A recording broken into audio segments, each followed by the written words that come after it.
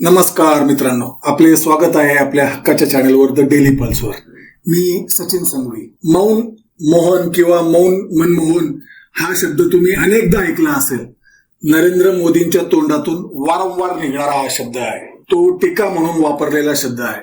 पण जो भारताचा सर्वात सुशिक्षित, सर्वात नम्र आणि तरीही सर्वात धाडसी पंतप्रधान होता, हे आजपर्यंत कोणी सांगायला तयार नाही किंवा लोक हे RSS वाले सगळे लपवतात. पण हा मौन म्हणजे काय होत आहे? भीती, कमजोरी, काही रणनीती होती. एक शांत योद्धा ज्याच्या निर्णयांनी पाकिस्तान, म्यानमार आणि उत्तर पूर्वेतील दहशतवाद थरथरला अक्षरशः, आणि तुम्हा आम्हाला त्याची साधी कल्पनाही नाही. खरं तर सर्जिकल स्ट्राईक कशाला म्हणतात? मोदींसारखं बोभाटा करून, दुश्मनला सतर्क करून त्याच्यावर हल्ला करणे व नंतर सैन्याच्या शौर्याला स्वतःचे शौर्य दाखवून मिलिटरी ड्रेसमध्ये राजाबाबू बनवून स्वतःची मिरवणूक काढणे, याला सर्जिकल स्ट्राईक म्हणत नाही. काय आहे, जसे गोबर भक्त तसेच त्यांचा नॉन बायोलॉजिकल बाप, काहीही फरक नाही. डॉक्टर मनमोहन सिंग IIT नाही, पण ऑक्सफोर्ड, केम्ब्रिजचे विद्यार्थी, अर्थशास्त्राचे पंडित आणि 1991 साली भारताला दिवाळखोरीतून बाहेर काढणारा, एक आर्थिक रामबाण देणारा अर्थतज्ञ. पण आज आपण त्यांच्या आर्थिक बुद्धिमत्तेची नाही तर त्यांच्या गोपनीय सैनिक पराक्रमांची गोष्ट सांगणार आहोत. मनमोहन सिंग द्वारे केलेला पहिला सर्जिकल स्ट्राईक. आसाममध्ये उल्फा नावाचा एक दहशतवादी गट सक्रिय होता. त्याचे मुख्य ठिकाण होते भूतानमधील घनदाट जंगल. त्यांना चीन व पाकिस्तानचा सहयोग होता.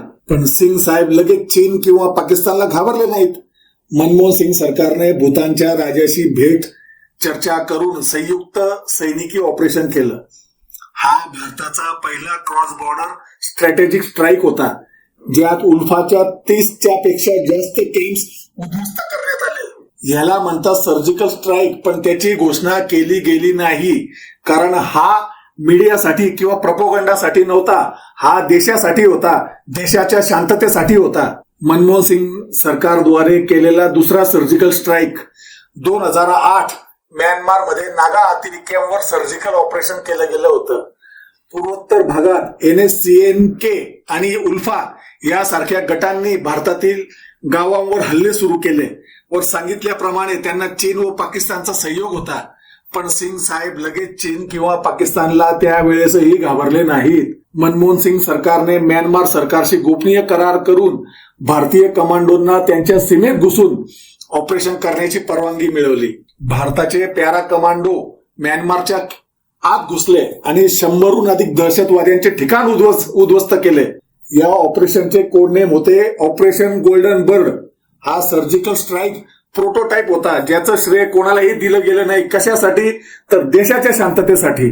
तिसरा सर्जिकल स्ट्राईक 2009 मध्ये, आठवत असेल तुम्हाला, 26/11चा जो आपल्या भारतावर, मुंबईवर जो हमला झाला होता, त्याचा सूड घेण्यात आला होता. 26 नोव्हेंबर 2008 मुंबईवर पाकिस्तानी दहशतवाद्यांचा हल्ला. 166 निरपराध भारतीय नागरिक मारले गेले होते. त्यावेळेस संपूर्ण देश पेटला होता. मोदींसारखे नेते सीमेपलीकडे मारा असे आडाओरडा करत होते. पण डॉक्टर सिंग यांनी भावनिक होण्याऐवजी गुप्त सैनिक तयारी सुरू केली. IB आणि भारतीय नौदलाने मिळून ऑप्शनल रिव्हेंज योजना तयार केली होती. पाकिस्तानातील अतिरेक्यांच्या 7-8 संभाव्य अड्ड्यांचे नकाशे तयार होते. एअरफोर्सची स्क्वॉड्रन सज्ज होती. पण अंतिम निर्णय संयमाचा घेतला गेला, कारण युद्ध हवे होते का की न्याय. मात्र त्याच काळात भारतीय नेव्हीने पाकिस्तानच्या समुद्र सीमेवर शॅडो वॉरफेअर केलं. पाक नौदलाची हालचाल पूर्णपणे ठप्प केली गेली व नंतर यशस्वी डिप्लोमसीद्वारे जिवंत आतंकवादी सापडलेल्या कसाबच्या माध्यमातून व हल्ला दरम्यान मिळवलेल्या आतंकवाद्यांच्या ऑडिओ रेकॉर्डिंगद्वारे पाकिस्तानला आंतरराष्ट्रीय जगतात आतंकवादी राष्ट्र घोषित करायला भाग पाडले. चौथा सर्जिकल स्ट्राईक 2011 पुन्हा म्यानमार बॉर्डरवरच. मणिपूरमध्ये 2011 मध्ये झालेल्या कमांडो हत्येनंतर भारताने पुन्हा म्यानमार सीमेवर कार्यवाही केली. डॉक्टर सिंग यांनी पुढे नको, आता डायरेक्ट आत शिरा असा आदेश दिला व NSCN-च्या कॅम्पवर रात्री 2 वाजता हल्ला झाला. 12 कमांडोंनी 70 उग्रवादी ठार केले. पण याचा कुठेही मीडिया फुटेज तुम्हाला मिळणार नाही, कारण तो मोठा माणूस फक्त प्रचारासाठी लढत नव्हता, तो राष्ट्रासाठी लढत होता. 2013 मध्ये पाकिस्तानी सैनिकांनी 5 भारतीय जवानांची शिरं कापली होती. देशात प्रचंड संताप होता. त्या रात्री भारतीय सैनिकांनी एलओसी पार केली. हॉट पर्स्युट अंतर्गत 2 पाकिस्तानी चौक्यांवर हल्ला करून तिथे अनेक आतंकवाद्यांना मारलं गेलं. हा पूर्णपणे लष्कराच्या अखत्यारीत केला गेलेला सर्जिकल स्ट्राईक अटॅक होता. पण मनमोहन सिंग यांनी त्याची जाहिरात केली का? कुठेच केली नाही. पाकिस्तान युनो मध्ये बोंबलत राहिला की भारत सरकार एलओसीचा सन्मान करत नाही आहे वगैरे वगैरे वगैरे. पण मनमोहन सिंग यांनी त्यांची कार्यवाही चालूच ठेवली.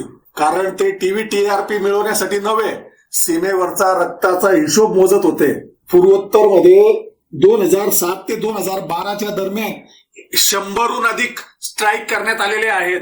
पूर्वोत्तर भारतात विशेषतः अरुणाचल, नागालँड, त्रिपुरा येथे इंडियन आर्मीने वेळोवेळी मायक्रो सर्जिकल स्ट्राईक्स केल्या आणि NSCN, उल्फा, बोडो आणि NDFB यासारख्या गटांवर ही कार्यवाही होती. 2007 ते 2012 दरम्यान 100 पेक्षा अधिक गुन्हेगार अड्डे उद्ध्वस्त झाले. आतंकवाद्यांचे अड्डे उद्ध्वस्त केले गेले. या ऑपरेशन मध्ये अनेक जवान शहीदही झाले, ज्यांची माहिती लोकांपर्यंत पोहोचलीच नाही. 2016 मध्ये नरेंद्र मोदी सरकारने POK मध्ये सर्जिकल स्ट्राईक केला. तेव्हा प्रचाराच्या तोफांचा आवाज अधिक होता आणि जवानांच्या बंदुका एकदम शांत होत्या. मोदी म्हणाले, पहिल्यांदा भारताने सीमा पार केली. मग प्रश्न पडतो, म्यानमारमध्ये घुसून कारवाई कोणी केली होती? एलओसी पार करून पाकिस्तानच्या हद्दीत घुसून हल्ला कोणी केला होता? त्यांच्या म्हणजे मनमोहन सिंग सरकारच्या काळात. तर याचे उत्तर आहे डॉक्टर मनमोहन सिंग सरकार यांनीच. मग का नाही त्यांचा जयघोष झाला? कारण त्यांचा धर्म प्रचार नव्हे, देशाचीच सुरक्षा होती. डॉक्टर सिंग खऱ्या अर्थाने शांत योद्धा होते. आज आपल्या देशाला केवळ गर्जना करणारे नेते नकोत. आपल्याला गरज आहे निर्णयक्षम, संयमी आणि खंबीर नेतृत्वाची. मनमोहन सिंग हे जगातील एकमेव असे पंतप्रधान होते ज्यांनी संयम आणि शौर्य याचा मिलाप घडवला होता. त्यांच्यावर खोटे आरोप झाले, कुमकुवत, मौन, कंट्रोल नसलेले, सोनिया गांधींच्या आदेशावर चालणारे. पण 6 वेळा त्यांनी भारताच्या शत्रूंना शांततेच्या नावाखाली शांत केले. डॉक्टर मनमोहन सिंग यांच्या वाक्यांची संख्या अक्षरशः कमी होती, पण परिणाम फार मोठे होते. ज्यांनी पाकिस्तानवर फक्त टीका केली नाही, तर गुप्तपणे त्यांचे अड्डे उद्ध्वस्त केले आणि तरी कधी मी मी मी मी करत नाही म्हणाले. त्या वीरास, त्या राष्ट्रपुरुषास आज आपण सामूहिकपणे सलाम करूया. आपल्याशी रजा घेण्याच्या अगोदर मी एवढंच सांगेल, पुढच्या वेळी कोणी मनमोहन किंवा मौन मनमोहन म्हणलं असेल तर त्यांना हे सांगा, तो मौन होता, कारण त्याला गर्जना करण्याची गरजच नव्हती. नमस्कार, मी सचिन संघवी.